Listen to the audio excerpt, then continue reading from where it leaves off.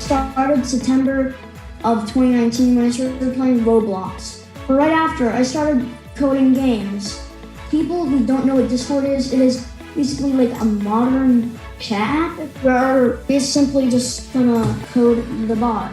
A chat bot is something you can give an input and then comes back to you as something.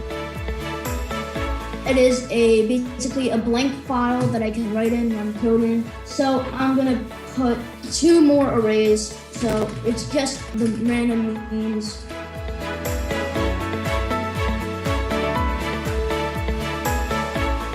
So we're gonna have to send the file with the meme command, await, define input again, channel, send.